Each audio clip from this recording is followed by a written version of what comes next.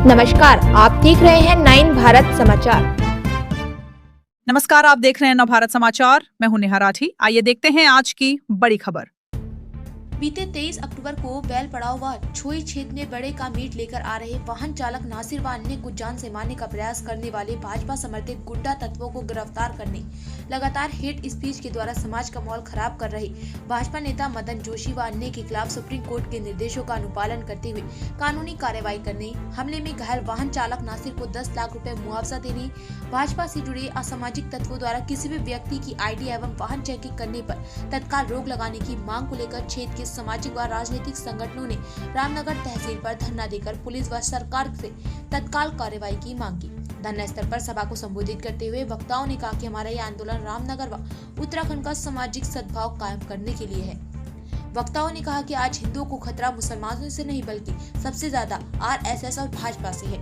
जिन नौजवानों के हाथ में डिग्री और रोजगार का प्रमाण पत्र होना चाहिए, उनके हाथ में हथियार, पत्थर और लाठी डंडे थमा दिए गए हैं। जहाँ है मैं उनकी वाइफ हूँ। मेरा यही कहना है कि अभी तक हमें न्याय नहीं मिला है। हम न्याय की गुहार लगाने अभी यहाँ धरने पर बैठे हैं। हम ये चाहते हैं कि हमें न्याय मिला जाए, उन लोगों को जेल में डाला जाए। मेन चीज मदन जोशी है, उन्होंने ये सारा षड्यंत्र रचा है। उनके खिलाफ जो कार्रवाई हमने की है अभी तक वो नहीं हुई है। और बस हमें यही कहना है कि हमारे परिवार को जो पालते थे, आज हम इस परिस्थिति में हैं कि आज हम परेशान हैं, भूखमरी की हमारे नौबत आ गई है। हम इतने बुरे हालात में हैं कि हमें कोई देख भी नहीं रहा है। किसी शासन प्रशासन ने किसी ने किसी बात को हमसे पूछा नहीं है। ये बड़े बड़े अधिकारी वगैरह हैं, किसी ने आके हमसे कुछ नहीं मांग की, बताया नहीं कि हमें क्या करना है क्या नहीं। हम इस स्थिति में हैं कि हमें बच्चे हमारे छोटे छोटे परेशान हैं, हमारे पापा कहाँ हैं, क्या कर रहे हैं। अब उन बच्चों को कौन समझाए, कैसे समझाऊं मैं उन बच्चों को। मैं अकेली इस भागा दौड़ी में लगी हुई हूँ। मैं बहुत परेशान हूँ। मुझे न्याय मिलना चाहिए। मेरे शौहर के खिलाफ जो साजिश की गई है उस पर मैं बस यही कहना चाहती हूँ कि मुझे न्याय मिले और दोषियों को कड़ी से कड़ी कार्रवाई से सजा मिलनी चाहिए।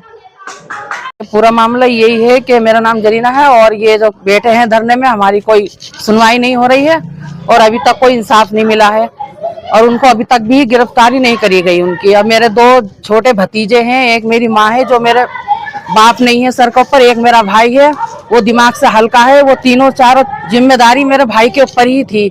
अब रोज की खाना रोज का ही लाना यही था। इन्होंने बुरी तरीके से पीट के उसे बेरोजगार कर दिया है कि ये क्या अभी तक हॉस्पिटल में ही है वो। बताओ अब क्या करें आगे, हमें तो कुछ भी नहीं न्याय मिल लिया। क्या हिंदू होते जब भी न्याय मिलता? क्या मुसलमान का होना बहुत जुल्म हो गया दुनिया में? ये बताइए। अभी हमारा ही कोई बच्चा, हमारा ही कोई भाई ये घटना कर देता तो ये घरों में से निकाल के हम तक ले आते। हमारे माँ बाप को, हमें, हमारी बहनों को, उन्हें रोड पे ले आते, उन्हें कर देते। उनके साथ कुछ नहीं हो रहा, चुप बैठे वो खुला हम घूम रहे हैं, मोबाइलों में बयान दे रहे हैं, सब कुछ ऐसे कर रहे हैं। बताओ तो क्या होगा? अब भी धरना प्रदर्शन के लिए बैठे हैं सब। हमें तो कुछ भी नहीं मिल लिया। अब क्या मांगे आप?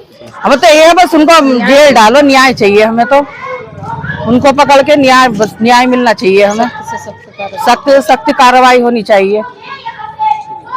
23 तारीख को मॉब लिंचिंग के प्रयास की घटना हुई है छोई में और बैल पड़ाव में, और उसमें गिरफ्तारी की मांग है कि जितने भी लोग उसमें शामिल हैं, कानून सबके लिए बराबर है, उनको गिरफ्तार किया जाए।